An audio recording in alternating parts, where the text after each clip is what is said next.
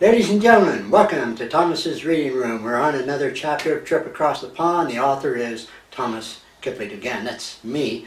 And we're also the publishers of Bentworth Press, making everything possible.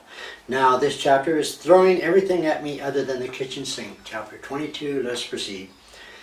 2 days at base camp and we were headed out on another operation, though this time we would be going on an eagle flight. Not only would I be experiencing my first eagle flight, Delta Company would be the first company to go out. I sit in a Huey next to the door gunner with my feet planted outside and on the landing gear. As we flew at 1,200 feet, every so often there would be a small black cloud appear, not too far away from us. Those small black clouds were from anti-aircraft gunfire. My stomach was crowding my throat. Reaching our point of landing, the door gunner attempted to fire his M60 machine gun, though the M60 for some reason was not going to fire. The door gunner picked up his M16 rifle and attempted to fire it, though it would not fire either. I thought, shit, I'm a sitting duck on a piece of shit. We came close to the ground and I bailed out, falling face first in a rice paddy, full of buffalo piss and shit. Charlie or whoever was firing on us, and somehow he knew I was a radio telephone operator. He was throwing everything at me other than the kitchen sink. Running like crazy, zigzagging, falling down, I was doing everything possible to get to that damn tree line. The only consolation was, if there were any consolation, I was not alone. After a brief account with Charlie or whoever, the fighting subsided and we got ourselves dug in. For some reason unknown to me, Charlie always seemed to pull back and let us get situated. The landing complete, we moved further into the jungle, though we met no resistance from the enemy. We reached our logger position and I became aware that an ingrown toenail was giving me about all the pain I could stand. Something would have to be done. After informing Captain Colberth of the situation, he told me a dust-off could take me back to base camp, if that was what I wanted. There was no way I would accept that. I informed Captain Colberth we would have to have the medic take care of it. Captain Colberth had a medic come over to where I sat, and the medic took out some tools of his trade. Taking a tool, he began to lift my toenail. My fingers dug into the ground as I grimaced. The medic looked at me with a blank expression. "It hurts, doesn't it?" he said in a hollow voice. I thought maybe he'd be really good on a quiz program. He cut part of my toenail off that was ingrown, and no longer did he lift my toenail up. That was a tremendous relief. Putting my sock and shoe on, I went over where Captain Colberth was set up. I thought it was a great experience being with Captain Colberth. He showed and taught me so many things. We were walking along in the jungle once and Captain Colberth pointed to a leaf. "See that leaf there?" "Yes." "It contains strychnine. It's the only plant that has its veins running parallel with the main stem." It was obvious that he had much knowledge, and I was eager to learn as much as possible from him. Captain Colberth's wife was about to have a baby, and I know that he was concerned. The next day there was a call on the horn and a message was given that a baby had been born, a baby girl, and she was in good health. Every soldier in Delta Company congratulated Captain Colberth, and he gave an expression of deep appreciation and thanks. It was obvious that every soldier in Delta Company thought the world of Captain Colberth. Other than those experiences mentioned, there was not too much action. It seemed at the beginning of our operation something was going to happen, though what first started fizzled out. We were flown back to base camp and spent 2 days doing what we normally did. Alpha, Bravo, and Charlie Company went out on an operation, and when they were flown in, they received fire from the enemy. Charlie Company was the first to go in, and they received a good pounding. The first day there, and they had lost 7 soldiers. After 3 days of struggle, Charlie Company was pulled out and Delta Company was brought in. We were dug in at a cemetery, of all places. The Air Force had dropped napalm bombs and the enemy had pretty much left the area. Still, we went out and searched for them.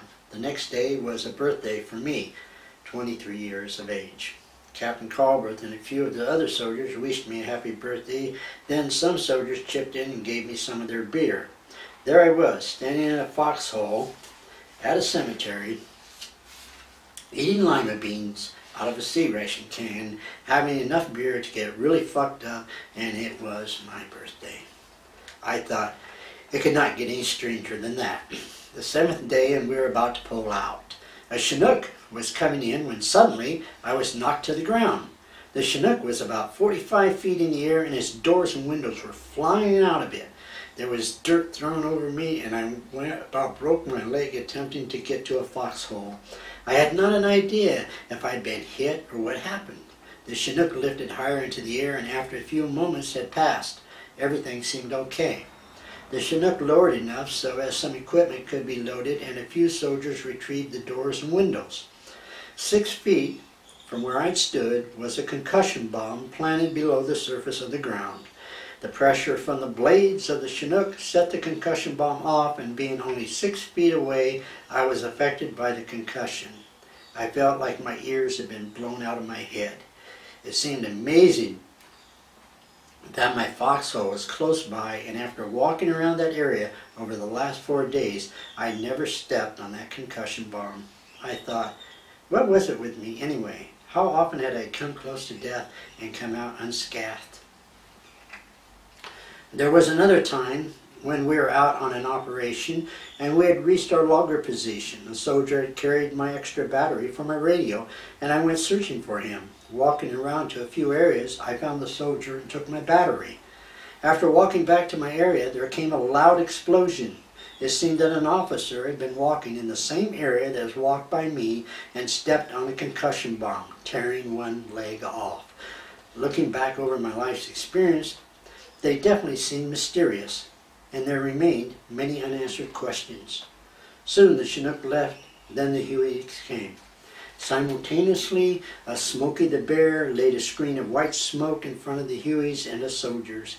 The Hueys lifted us out and took us back to base camp. After testing weapons, cleaning our gear, and showering, many soldiers headed for the beer hall. Mark, Walker, and I went to the beer hall to have one beer. Our 2 days at base camp were over, and we went out on another operation, out into who knows where. We reached a swamp area where man nor beast would want to be. There was nothing other than water with tall, skinny trees standing in it. Placing one foot against one tree, then the other foot against another, we slowly made our way. Whoops! One foot slipped and down I went, not touching the bottom. I managed to grab a part of a tree and pull myself and 80 pounds up out of the water. Soaked from head to foot, I continued the process until we came to land, should anyone wish to call it that. There must have been about 6 inches of dry dirt and the dirt below that had to be saturated with water. It was like walking on a thick carpet with a thick sponge underneath, and who knows, perhaps you could be walking along and fall into a hole. Eventually, we reached some land that seemed a bit more solid. There, we made our logger position.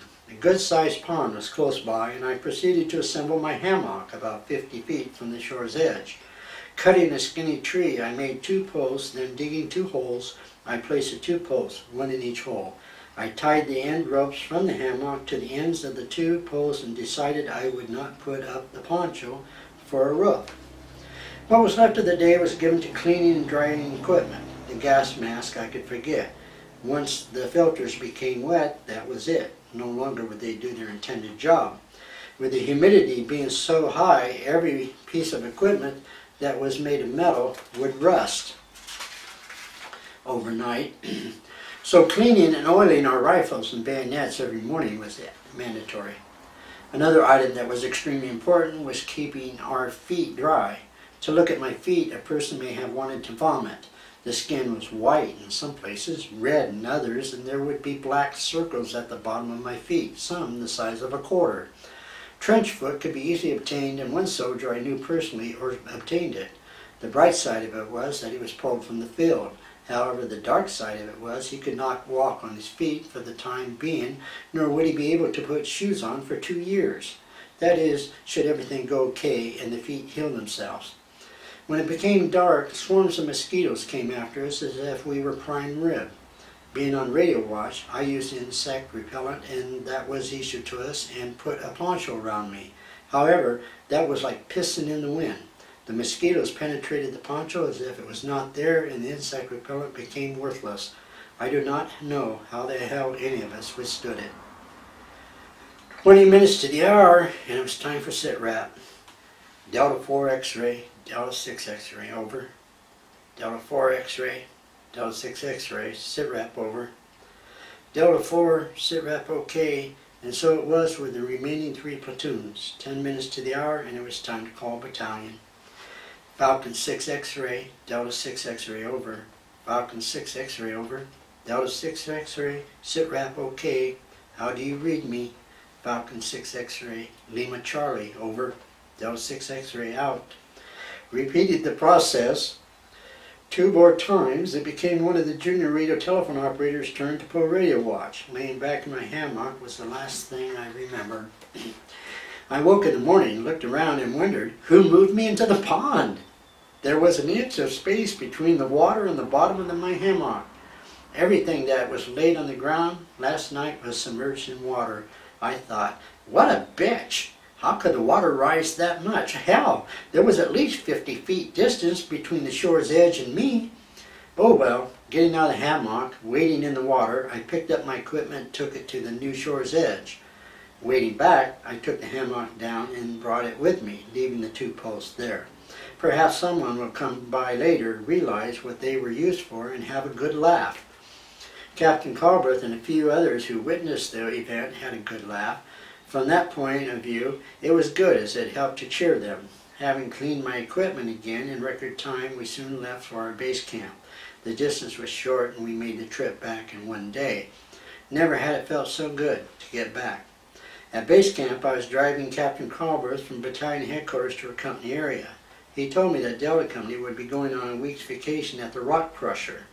It was at the base of Nui Ba Dan Mountain by the city of Tre Ninh. We would be polling security for the Philippine soldiers who worked there. There was no danger, so it would be almost like a vacation. The next day, soldiers of Delta Company, exception of the garrison soldiers, climbed aboard some deuce and a halves. Captain Calberth and I climbed in my Jeep, and traveling as a convoy, we headed for the Rock Crusher. It was a good drive. The scenery was pretty. Much of the terrain was flat. There was a few huts with dirt floors, lots of rice paddies, and we had a clear view of the Nui Ba Dan Mountain. There were mama sons with their baby sons walking at the side of the road carrying rice and water. The baby son boys were swimming in the rice paddies. I thought, how could they do that when the rice paddies contained buffalo piss and shit? And what about the many leeches? Soon we approached one side of Tre Ninh City. It seemed about the size of one of our cities with a population of perhaps 20,000. We drove through a neighborhood, then passed a college that seemed large and held an interesting entranceway. It was a large archway painted white with many different statues and paintings on it. We came to a turning circle, and I wondered why we never had any in the United States. At least I had not seen any in my travels. The turning circle worked well as the traffic moved so effortlessly, going in its different directions. Arriving at the Rock Crusher, we immediately began to set up. There were 2 tracks that sat at each end of the Rock Crusher site. Each track had 2 90 caliber guns mounted to them, and the guns fired in rotation. The 90 caliber bullets were tracing rounds. Approximately 6 in the evening, the 2 tracks would commence firing. One track would start at the bottom of one side of Nui Ba Dan Mountain, and the other track would start at the bottom of the other side. They would simultaneously walk 90 caliber bullets to about the top. I remembered that the Green Beret base camp was on top. Red streaks would follow the bullets from the tracks to the mountain. What a beautiful show, and that exercise was repeated 5 or 6 times through the course of every evening. The Philippine soldiers that worked there used the crushed rock to build roads. They worked hard, then drank plenty. One of the Philippine soldiers told me that was the way it was supposed to be done. I agreed with them. The Philippine soldiers were camped close by, and we would obtain as much San Miguel bottled beer from them as we could. A few of we soldiers would trade trenching tools and flak jackets, as they were what the Philippine soldiers wanted, for that 12% bottled beer. It was the best damn beer anyone had ever tasted over here. Of course, with me having the transportation, I received an extra share of bottled beer. Several times, though, the course of our stay, I would drive someone around Nui Ba Den Mountain to Camp Rainier. Coming back from Camp Rainier one day, I was entering a neighborhood of Tainan City when a Jeep was oncoming. There was not enough room for both of our Jeeps to go by each other. Somebody would have to stop and let the other person go by, and that somebody was not going to be me. It did not look as though the soldier driving that Jeep was going to move an inch, nor was I. We got closer to each other. Neither of us gave an inch, and smack! Looking down at my lap, and there lay countless pieces of the mirror from the side mount. Apparently the two Jeep mirrors mounts hit back to back. The soldier riding shotgun never spoke a word, and I never looked to see if he had pissed his pants. I thought, no big deal, and continued to drive back to the rock crusher. Tomorrow we would be leaving for Camp Rainier. October 7th, 1967, on a Saturday. Hi. It's been a long time since I last wrote, almost forgot how. I've been so busy and no way I could write, at least until not now. Well, 67 days and I'll be back home where I belong. I'm getting too short to fool around. My company commander has put me in for E5 twice, so I ought to make it this time. That's what I meant about promotion. I'll let you know if I make it or not. I've been down doing a damn good job over here, so I sure deserve it. Sergeant don't sound bad. What do you think? I retrieved two boxes and also the pictures. I guess my car looks uptight. Sure will be glad to get back to it again. I think about it quite often. Mostly just thinking of home. I haven't received the box containing the movie film and am anxious to see them. What did you think of the one of the USS Constellation? Sure was in terrible shape after the explosion. Well, Dad and Mom will close for now and hope the Lord will permit me to come back to the States. So long for now. Love, Tom. 67 days to go. That concludes it, folks. Our next chapter is Poet from the Fields. Drivers lose their jobs.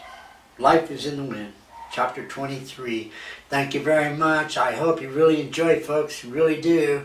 And come back and check it all out. And one day you'll be able to start from the front and go to the finish.